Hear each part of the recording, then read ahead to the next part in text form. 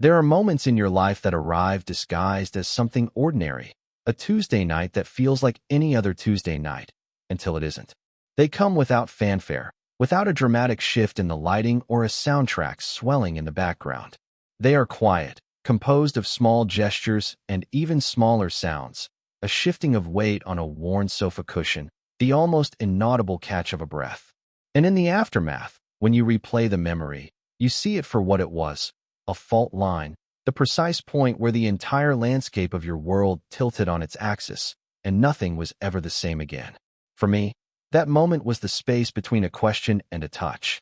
It was the culmination of a ritual we had built without blueprints, a fragile cathedral of unspoken needs erected in the dim light of my living room. He was lying next to me, a familiar arrangement that had somehow become our new normal over the past few months. His head was pillowed on my shoulder, his long frame stretched out beside mine on the too small couch, a tangle of limbs that defied Platonic geometry. The television murmured in the corner, casting flickering blue and gold light across his face, sculpting shadows under his cheekbones and catching in the dark sweep of his lashes. He wasn't asleep, not yet. I knew the difference. Asleep, his breathing was a deep and steady rhythm, a coastal tide pulling in and out. Awake, it was something more delicate, a current full of eddies and uncertainties. I had spent countless hours cataloging the nuances of his respiration, a secret study I conducted in the quiet dark. It was the only way I could measure the tempest inside him without having to ask, the only way I could offer comfort without having to name the thing that needed comforting. His hand, which had been resting on his own chest, moved. It was a slow, deliberate motion, not the twitch of impending sleep. I felt the air shift as he lifted it, my own breath catching in my throat, a silent traitor to my carefully constructed calm. I watched from the corner of my eye as his fingers hovered in the space between us, a constellation of doubt and intention.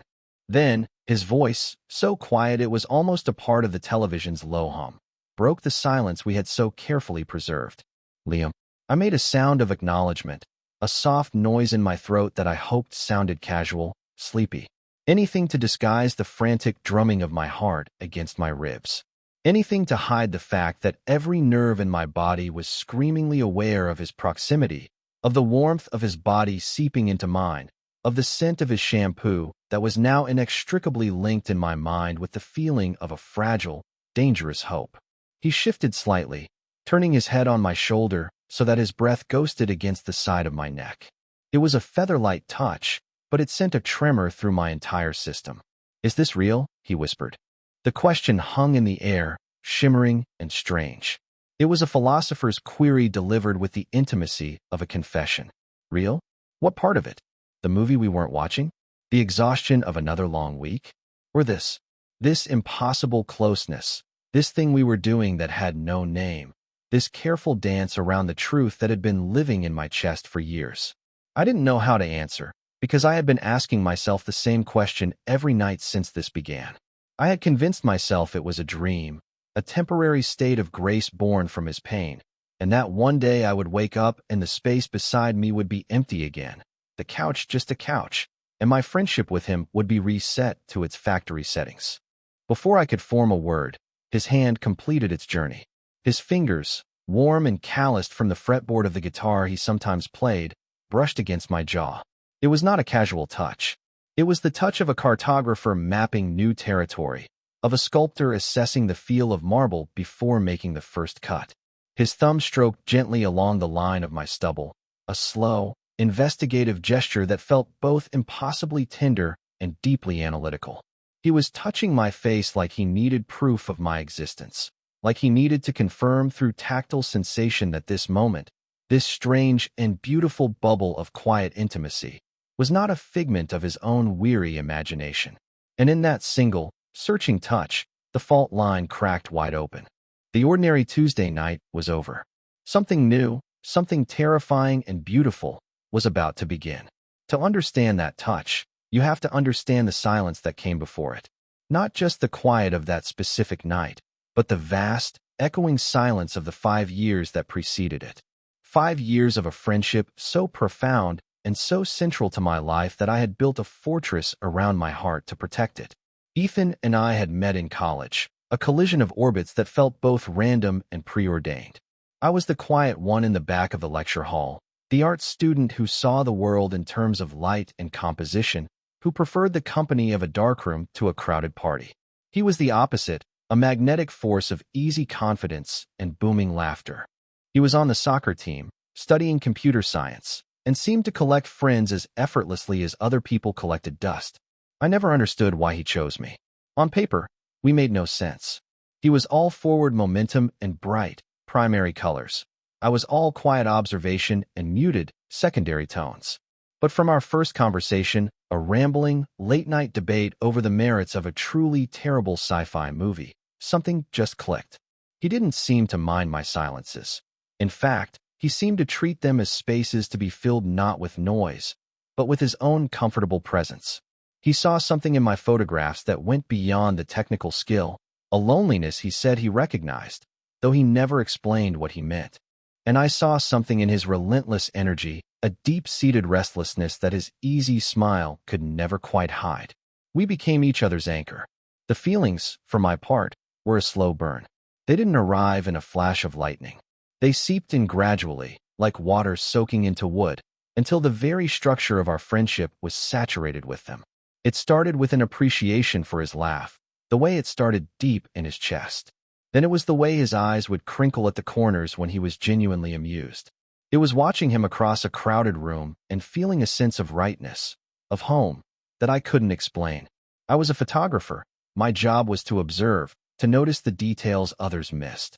And I noticed everything about Ethan. I noticed the way he ran a hand through his hair when he was stressed, the specific shade of green his eyes turned in the afternoon light, the way he would absent-mindedly tap his fingers against his leg in the rhythm of a song stuck in his head. I fell in love with him sometime during our senior year, though I couldn't pinpoint the exact day. It was a quiet, internal event. I was developing a photo I'd taken of him, a candid shot from a camping trip. He was looking away from the camera, towards a lake at sunrise, and there was a look on his face of such unguarded peace, such quiet contemplation, that my heart simply gave way.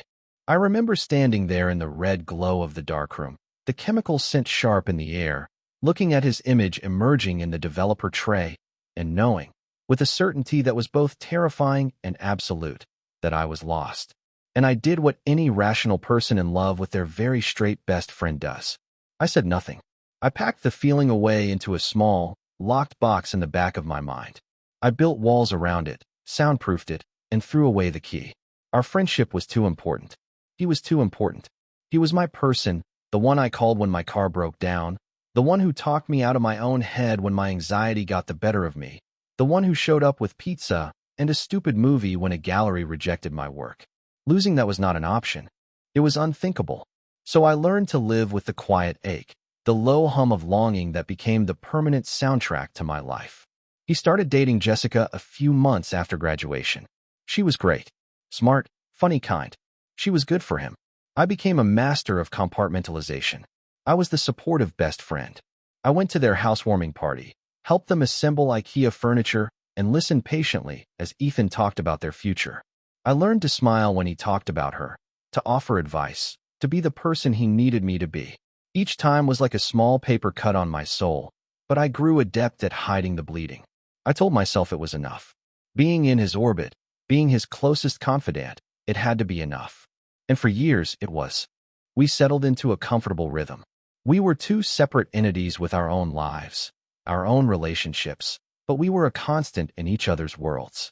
Our friendship was a fixed point in a spinning universe. Then, Jessica left him. It wasn't a dramatic, explosive ending. It was a slow, quiet erosion. She got a job offer in another state, a dream job, and he couldn't go. They tried to make it work long distance, but the space between them grew into a chasm. The phone calls became shorter, the texts less frequent. It ended, as so many things do, not with a bang, but with a quiet, mutual acknowledgement that the road they were on had diverged. The official end came on a rainy Wednesday in October. He called me, his voice hollow, and said 2 words. It's over. An hour later, he was at my door, looking like a ship that had been torn from its moorings. He was soaked from the rain, his hair plastered to his forehead, his eyes wide and lost. He didn't say anything. He just walked past me into the living room and sank onto my couch, the one that would later become our shared sanctuary. I didn't press him for details. I just made him a cup of tea, draped a thick blanket over his shoulders, and put on that same terrible sci-fi movie we had argued about all those years ago. It was a language we both understood, a return to our foundation. That was the shift, the catalyst, the moment the carefully balanced ecosystem of our friendship was thrown into chaos. His grief was a vast, silent thing. He didn't cry, not in front of me. He just deflated. The usual bright energy that surrounded him was gone, replaced by a heavy, static quiet. He was a consultant for a big tech firm, a job that required him to be constantly on, projecting confidence and competence. But here, in the quiet of my apartment, he could finally let the mask drop. And in his vulnerability, in his profound and aching loneliness, he started to lean on me in a way he never had before. It started with him just needing a place to be. His own apartment, the one he had shared with Jessica, was a museum of their shared life. Every object, every piece of furniture was a ghost. He couldn't bear to be there alone, so he started spending his evenings at my place. It was innocent enough at first. We'd order takeout, watch movies, talk about everything and nothing. It felt like a regression to our college days, a comfortable and familiar pattern. I told myself I was just being a good friend, that I was providing a safe harbor for him to wait out the storm of his heartbreak. It was a lie, of course, or at least a partial one. I was being a good friend. But every moment he was there, every shared silence, every accidental brush of our hands as we reached for the remote, was both a comfort and a quiet torture for me. The locked box in my mind was starting to rattle. The first night he stayed over, it was an accident. We had opened a bottle of whiskey, a rare indulgence for both of us. We talked for hours, deeper than we had in years. He talked about Jessica, not with anger, but with a deep, mournful confusion. He talked about feeling adrift, about the future he had planned meticulously in his head suddenly dissolving into smoke. I mostly listened, offering what little I could. By the time we looked at the clock, it was 3 a.m, and he was in no shape to drive. "Just crash on the couch?" I said, the words feeling both natural and momentous. He nodded, his movements slow and heavy. I got him a pillow and the old quilt from my linen closet. I remember standing there for a moment, watching him settle in, the familiar planes of his face softened by exhaustion and alcohol. A dangerous thought flickered through my mind, a wish so potent it felt like a physical blow. I wish you would stay. I pushed it down, hard, and retreated to my bedroom, closing the door behind me like I was sealing a tomb. I lay in my own bed, awake for hours, listening to the sounds of him breathing in the next room, separated by a thin wall and an unbridgeable gulf. That was the beginning of the ritual. The couch became his unofficial second bed. He started leaving a change of clothes, a toothbrush. His presence began to permeate my space in a way that was both wonderful and terrifying. My apartment, once my solitary refuge, was now our space. His coffee mug was next to mine in the drying rack. His jacket was always slung over the back of a chair. The scent of his soap lingered in the bathroom. I was living in a ghost story of a life I desperately wanted but could never have. I was an actor playing the part of the supportive best friend, while my heart was screaming a different script entirely. The physical boundary of the couch was the next thing to dissolve, and it happened as gradually as everything else. My couch is not large. It's a comfortable 2-seater, perfect for one person, a tight squeeze for two. For the first few weeks, we maintained a careful distance. We'd sit at opposite ends, a respectable cushion of space between us. But as the nights grew colder and his grief settled deeper into his bones, the space began to shrink. It started with a foot brushing against mine. Then one night, exhausted from a long day, he fell asleep with his head lolling onto my shoulder. I froze, my body rigid, every muscle tensed. I should have moved. I should have gently woken him up and told him to stretch out. I did neither. I sat there for almost 2 hours, my arm going numb, my neck cramping, just so he could sleep. I breathed in the scent of his hair and told myself, over and over, that this meant nothing. It was just exhaustion. It was just proximity. It was just friendship. But the ritual evolved. The next time, it was deliberate. He leaned his head against my shoulder while we were watching a movie, his eyes wide open and fixed on the screen. It wasn't an accident of sleep. It was a choice. My mind went into overdrive, analyzing the gesture from every possible angle. Was he just seeking physical comfort, the kind a person might get from a family member? Was he so emotionally drained that he had forgotten the unspoken rules that govern male friendships, especially one as complicated as ours? Or was it something more? I was a detective searching for clues in a case where I was terrified of finding the answer. Every night became a tightrope walk over a canyon of unspoken feelings.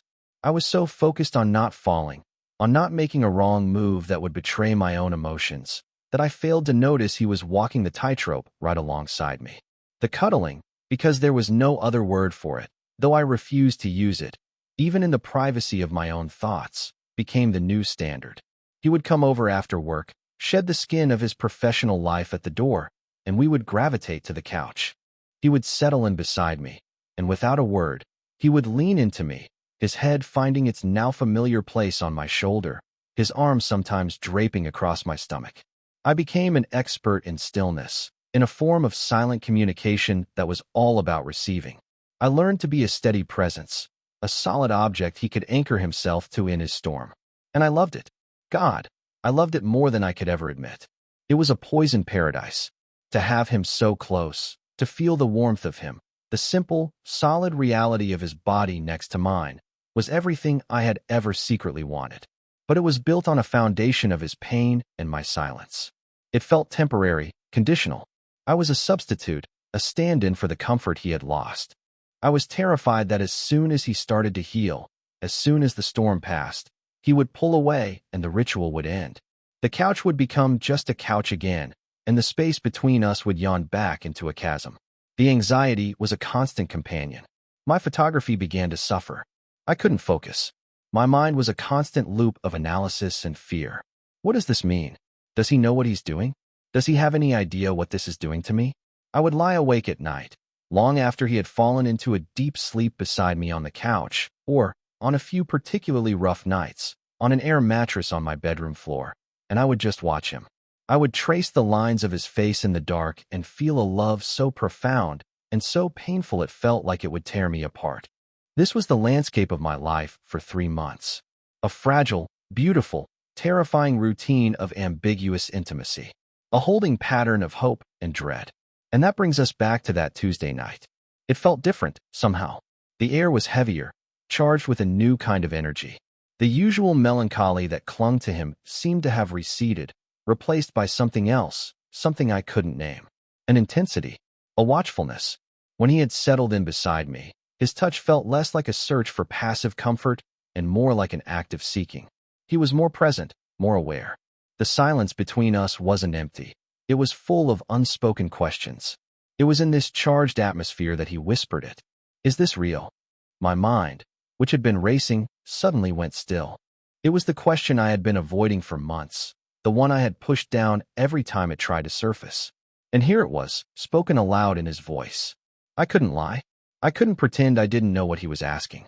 But the truth was a dangerous, fragile thing. Before I could answer, his hand was on my face, his thumb stroking my jaw. It was a touch of profound discovery. His eyes, which I could see in the flickering television light, were searching mine, full of a raw, terrifying vulnerability I had never seen in him before. He wasn't the confident, easygoing Ethan I had always known. He wasn't even the grieving, broken Ethan of the past few months. This was someone new, someone stripped bare of all pretense. He was looking at me as if seeing me for the first time. My voice, when I finally found it, was barely a whisper. What do you mean? His gaze didn't waver. His thumb stilled on my cheek. This, he said, his voice thick with an emotion I couldn't decipher. Us. Right now. The way I feel when I'm here. With you. It doesn't feel like the rest of my life. It feels separate. Better. Is it real, or am I just losing my mind? The honesty of it knocked the air out of my lungs. He wasn't just asking about the physical closeness. He was asking about the emotional sanctuary we had built. He was acknowledging that it was more than just friendship, more than just comfort. He was giving a name to the nameless thing between us. And in that moment, the fortress I had built around my heart for 5 long years crumbled to dust. The fear of losing him was suddenly eclipsed by the terror of not being honest, of letting this moment of pure, unadulterated truth pass by. I took a breath, the deepest I had taken all night. It's real, I said. The words felt impossibly heavy and ridiculously light at the same time. For me, it's always been real. A universe of emotions seemed to pass over his face in a matter of seconds. Confusion, disbelief, fear, and then, finally, a flicker of something that looked like recognition. Like relief. As if my words were the final piece of a puzzle he had been struggling to solve. He leaned in closer, his forehead coming to rest against mine. The television mumbled on, forgotten. The world outside my apartment window, with its traffic and its noise and its relentless forward motion, ceased to exist. There was only the space between us, which was no space at all. He let out a long, shuddering breath, a sound of surrender. Okay, he whispered, as if to himself. Okay. Then he tilted his head, a minuscule adjustment, and his lips brushed against mine. It wasn't a kiss of passion or demand. It was a question asked in a different language. It was tentative, soft, and full of a breathtaking uncertainty. It was the touch of his hand on my face translated into something even more profound. I didn't respond at first, just absorbed the shock of it, the impossible reality of it. Ethan was kissing me. After all this time, after all the years of silent longing, he was kissing me. I closed my eyes, and a single, traitorous tear escaped and traced a path through my stubble. I lifted my hand, the one that wasn't trapped under his weight, and rested it on the back of his neck, my fingers tangling in his soft hair. It was my answer. Yes. Yes, this is real. Yes, I am here. I pressed back gently, a quiet affirmation, and the kiss deepened slightly, but it never lost its quality of gentle discovery. It was a conversation without words, a mapping of a new world we had just stumbled into together. It lasted for only a moment, but it contained the entire history of our friendship and the promise of an unknown future. When he pulled back, he didn't go far. Our foreheads were still touching, our breath mingling in the small space between us. His eyes were closed, his expression one of profound, exhausted peace. The touch on my face was gone, but his hand had moved to my chest, resting flat over my heart, as if he could feel the frantic, joyful, terrified rhythm of it, as if he was anchoring himself to it. Oh, he breathed out, a sound of quiet revelation. That's what that is, he didn't explain. He didn't need to. We stayed like that for a long time, in the flickering blue light, two people who had just crossed a bridge they didn't even know they were building. The ritual was broken, but in its place was something solid, something named, something real. The fear was still there, a low hum beneath the surface. I had no idea what the morning would bring, but for the first time in 5 years, it was overshadowed by a hope so bright it felt like the sunrise. The morning brought the cold, hard light of reality. I woke up first, a rare occurrence. The sun was streaming through the gaps in the blinds, striping the room with lines of dust-filled light. My neck was stiff, and my arm was completely asleep, but I didn't move. Ethan was still asleep, his head on my chest now, his breathing deep and even. He looked younger in sleep, the lines of stress and grief erased from his face. For a few perfect, silent moments, I allowed myself to believe that everything had changed. I replayed the kiss, the whispered conversation, the look in his eyes. It felt solid, real, like a photograph I could hold in my hands. Then he stirred. His eyes fluttered open, blinking against the morning light. He looked at me, and for a split second, I saw the same peaceful recognition from the night before. And then I saw it vanish, replaced by a wave of panic so palpable it was like a physical force. His eyes widened, and he scrambled upright, pulling away from me so quickly that he almost fell off the couch. He sat on the edge, his back to me, running a hand through his already messy hair. The silence in the room was no longer comfortable or charged with possibility. It was thick with regret. My beautiful, fragile hope shattered into a million pieces. Ethan, I said, my voice rough with sleep. He didn't turn around. I have to go, he muttered, his voice tight. I'm late for something. He stood up and started gathering his things, his phone, his wallet, the jacket slung over the chair, with a frantic, clumsy energy. He wouldn't look at me. He was a stranger in my apartment, a guest who had overstayed his welcome. The intimacy of the past few months, the profound connection of the night before, had evaporated like morning mist. I felt a cold dread seep into my bones. I had misread everything. I had taken his grief and his confusion and twisted it into something it wasn't. He had been vulnerable, and I had taken advantage. The shame was a physical weight in my chest. He was at the door, his hand on the knob, still not looking at me. Ethan, wait, I said, finding my voice. It came out stronger than I expected. He paused but didn't turn. Liam, I can't. Not right now, last night. I started, my throat closing up. Did it mean anything? He finally turned, and the look on his face was one of pure, unadulterated torment. He looked trapped, hunted. I don't know, he said, his voice cracking. I was tired. I was drunk. I don't know what I was doing. I'm sorry. I shouldn't have. It was a mistake, a mistake. The word landed like a punch to the gut. All the air went out of me. He didn't just regret it. He was erasing it. He was chalking it up to whiskey and exhaustion, negating the months of growing closeness, the searching question, the impossible tenderness of his touch. He was telling me that what I had felt, what I had dared to believe was mutual, was just a figment of my own hopeful imagination. Right? I said, my voice flat. I wrapped my arms around myself, suddenly feeling cold and exposed. A mistake. Got it. He had the decency to look ashamed. Liam, it's not. It's not you. It's me. I'm a mess right now. I don't know what I want. You seemed to know last night, I said, the bitterness creeping into my tone despite my best efforts to keep it at bay. He flinched. I have to go, he repeated, and this time he opened the door and was gone, leaving a wake of silence and the lingering scent of his soap. I stood in the middle of my living room for a long time, staring at the closed door. The couch, our sanctuary, now looked like a crime scene. The entire apartment, which had felt so full of life with him in it, was now just a collection of empty rooms. The fortress I had built around my heart had been breached, not by an enemy, but by a hope I had foolishly let inside. And now, in the wreckage, I was more alone than I had ever been before. The days that followed were a special kind of hell. Ethan went from being a constant presence in my life to a ghost. My texts went unanswered for hours, and when he did reply, it was with curt, one-word answers. He was always busy. He had to work late. He was meeting up with other friends. The excuses were flimsy, transparent. He was avoiding me. He was running from what had happened on my couch, and by extension, he was running from me. The pain was a physical thing. It was a hollowness in my chest, a constant tightness in my throat. I couldn't eat. I couldn't sleep. I wandered through my apartment, now haunted by his absence. Every object was a reminder. The coffee mug he used, the quilt he slept under, the indentation on the couch cushion that still seemed to hold the shape of his body. I was living in the negative space of his presence. My work was my only escape, but even there, I couldn't hide. I went into the darkroom, hoping the familiar process, the smell of chemicals and the patient waiting, would soothe me.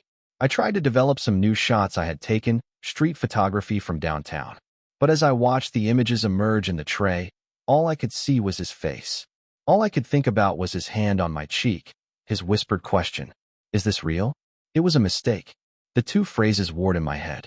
One was a memory of impossible beauty, the other a brutal negation of it. Which one was the truth? Had I imagined the vulnerability in his eyes? Had I projected my own feelings onto his actions? My photographer's eye, my greatest strength, the thing that allowed me to see the truth in a moment, had failed me completely. I had looked at the scene and interpreted it all wrong. After a week of this agonizing silence, anger began to curdle the grief. It wasn't just the rejection that hurt, it was the cowardice. He hadn't given me the respect of a real conversation. He had panicked and fled, leaving me to sort through the emotional debris alone. He had called our connection, our moment of truth, a mistake. He had invalidated not just the kiss, but the months of intimacy that led up to it. He had made me feel cheap. He had made me feel foolish. I deserved more than that. Our friendship, whatever it was now, deserved more than that. I couldn't let it end like this, with a slammed door and a ghosting. I had to know the truth, even if it was the truth I dreaded. I had to hear it from him, face to face. I had to force him to look at me and tell me that everything I thought I saw in his eyes that night was a lie. I found my resolve in the quiet anger. I picked up my phone and sent him a text. It was simple, direct, and left no room for excuses. We need to talk. My place. Tonight. I expected him to deflect, to say he was busy. But to my surprise, a single word came back almost immediately. Okay. The hours leading up to his arrival were excruciating. I paced my apartment, rehearsing speeches in my head, veering between righteous anger and crippling vulnerability. What if he confirmed my worst fears? What if he looked at me with pity and told me he was sorry for leading me on, that he was straight and confused, and would I please just forget it ever happened? Could I handle that? Could our friendship survive that kind of honesty? Could I go back to being just his friend, knowing what his lips felt like against mine? When the knock finally came, my heart hammered against my ribs. I took a deep breath, opened the door, and there he was. He looked terrible. There were dark circles under his eyes, and he had lost weight. He looked just as wrecked as I felt. He didn't meet my eyes as he stepped inside, his shoulders hunched, his hands shoved deep into his pockets. He looked like a man walking to his own execution. He stopped in the middle of the living room, a few feet away from the couch, as if it were radioactive. The silence stretched, thick and uncomfortable. I was the one who had demanded this confrontation, so it was up to me to start. So, I began, my voice steadier than I felt. Are you going to talk to me, or are you just going to stand there and make my floorboards nervous? A ghost of a smile touched his lips, but it didn't reach his eyes. Sorry, he mumbled, finally looking up at me. I've been an ass. That's an understatement, I said, crossing my arms. I wasn't going to make this easy for him. You can't just do what you did and then disappear, Ethan. You can't kiss me, make me believe it's real, and then call it a mistake and vanish. That's not who you are. That's not who we are. He winced at the word kiss, as if it burned him. He finally moved, sinking onto the arm of the chair opposite the couch, keeping his distance. I know, he said, his voice low. I panicked. I saw the look on your face in the morning, and it was everything I was feeling. And it terrified me. What terrified you? I pressed. Me? The kiss? Or the fact that you meant it? He looked down at his hands, turning them over and over. All of it, he admitted. Liam, my entire life has been a straight line. High school, soccer scholarship, college, job, Jessica. It was all planned out. It was simple. I knew who I was. And then, she left, and the line just stopped. I was lost. And the only place I felt safe, the only place that felt like solid ground, was here. With you. He paused, taking a shaky breath. These last few months, I haven't been lying to myself. I knew what was happening. I knew I was leaning on you in a way that wasn't just about friendship. I needed the comfort, but it was more than that. I needed you. And I didn't want to look at it too closely, because I didn't know what it meant. It was easier to just let it happen, to live in that quiet little bubble we made on the couch. He finally looked at me again, his eyes pleading for understanding. That night, something shifted. It wasn't just me needing comfort anymore. It was me wanting you. And when I asked if it was real, it was because I couldn't trust myself anymore. I needed to know it wasn't just in my head. And when you said it was, when you said it had always been real for you, God, Liam, it was like a lightning bolt. Everything suddenly made sense. Why I could never feel completely settled with Jessica. Why being with you always felt more like home than my own damn apartment. It all just clicked into place. He stood up and started pacing, agitated. And that's what scared me. Because if that's real, then my whole life, everything I thought I knew about myself, is wrong. I'm not the guy on the straight line. I'm someone else. And I don't know who that person is. So I ran. I ran because it was easier than facing the fact that my best friend, the most important person in my life, is also the person that I think I'm falling in love with. And I have no idea what to do with that. He stopped pacing and stood in front of me, his confession hanging in the air between us, raw and beautiful and terrifying. All my anger dissolved, replaced by a wave of empathy so powerful it almost brought me to my knees. He wasn't a coward. He was just lost. He was a man whose entire map of the world had just been proven wrong, and he was standing in the middle of uncharted territory, completely terrified. I closed the distance between us, and this time, he didn't pull away. I reached out and took his hand. It was cold. You don't have to know what to do with it, I said softly. You don't have to have a new map right now. You have to stop running. From it. From me, his shoulders slumped in relief. I'm so sorry, Liam. I hurt you. I saw it in your eyes that morning, and it's all I've been able to think about all week. You did hurt me, I admit it. But I think I understand. A little, he squeezed my hand. I don't know what this means for us. I don't know what I'm asking for. Then don't ask for anything, I said. Let's just start here. No more running.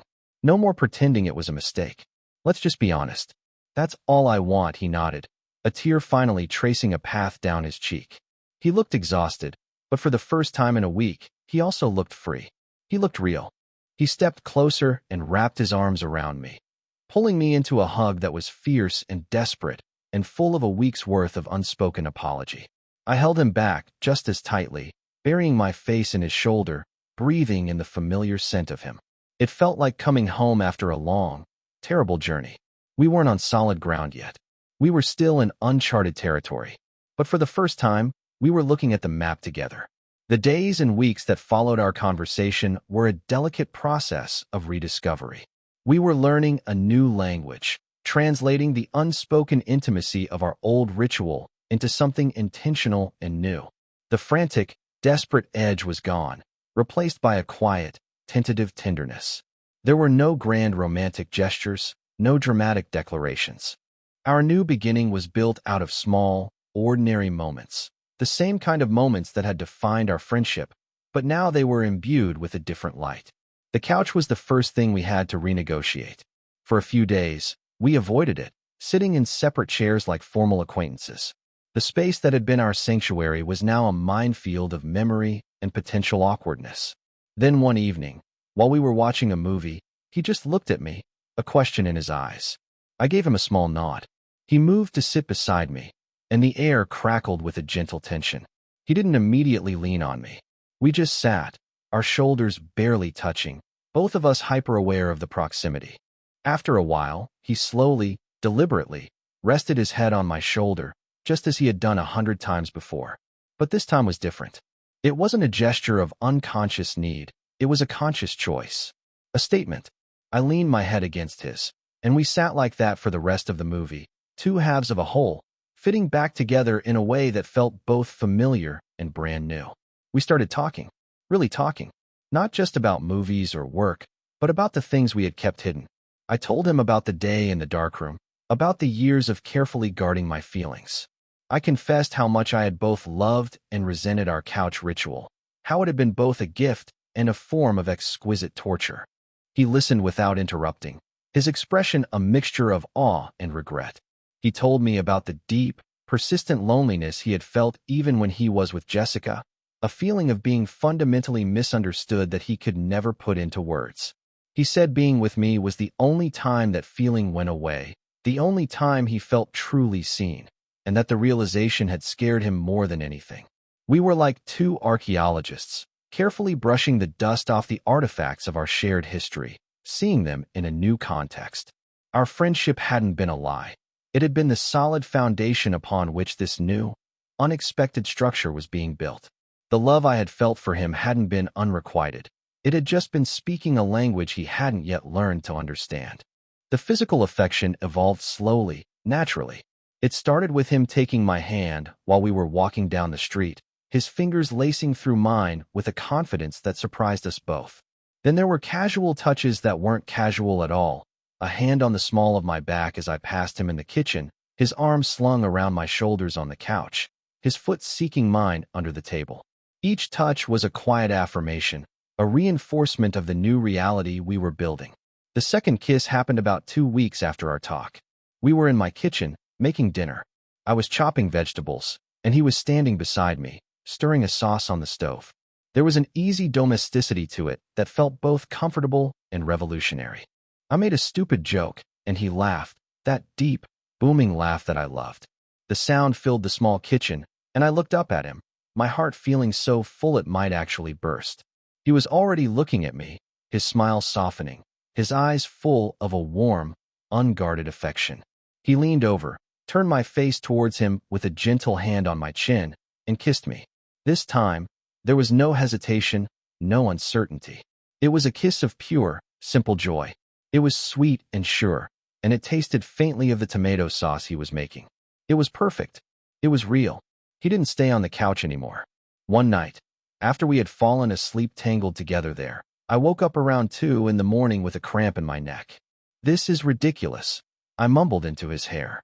"My bed is bigger than this," he stirred, half asleep. "Okay. He murmured, and he let me lead him by the hand into my bedroom. He collapsed onto the bed and was asleep again in seconds. I stood there for a moment, watching him. This was the room I had retreated to for years, the place where I had contained my secret longing. The closed door had been a symbol of the boundary between us. Now, here he was, on the other side of it, not as a guest on an air mattress, but as an invited, welcome presence in the most private part of my world. I got into bed beside him, and for the first time, I closed the door not to shut him out, but to keep the rest of the world at bay, to create a space that was just for us. We never put a label on it. We didn't need to. We weren't boyfriends in the way I saw other couples. We were just Liam and Ethan. We were the same two people we had always been, but the shape of our connection had changed. It had deepened, expanded, and settled into something that felt as natural and essential as breathing.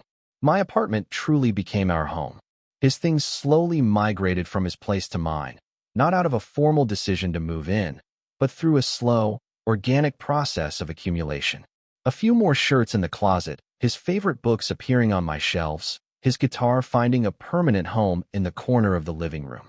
One day I realized he hadn't slept at his own apartment in over a month, and we both just sort of accepted it. He was home. I started taking pictures of him again. Not candid shots stolen from a distance, but portraits. I photographed him in the morning light streaming through my bedroom window, his hair a mess, a sleepy smile on his face. I photographed him laughing in the kitchen, his eyes crinkling at the corners. My lens was no longer a barrier, a way to love him from a safe distance. It was a bridge, a way to show him how I saw him, how I had always seen him. And when he looked at the photos, he didn't see a stranger. He saw himself. We began to heal, both of us. The heavy grief that had clung to him for so long finally began to lift, replaced by a quiet contentment I had never seen in him before. And the deep, persistent ache in my own chest, the one I had carried for 5 years, simply dissolved. It wasn't a dramatic exorcism. It was a quiet fading, like a bruise healing from the inside out. The love I felt for him was no longer a source of pain or a secret to be guarded. It was just a fact, a central truth of my life that I could now share, that was now returned. Sometimes, late at night, when we're lying in bed, the room dark and quiet, I'll feel him stir beside me. I'll feel his hand find mine in the dark, his fingers lacing through mine. And I'll think back to that Tuesday night on the couch, to the flicker of television light and the weight of his head on my shoulder. I'll think about his whispered question, a question born of confusion and fear and a deep, intuitive knowing. Is this real?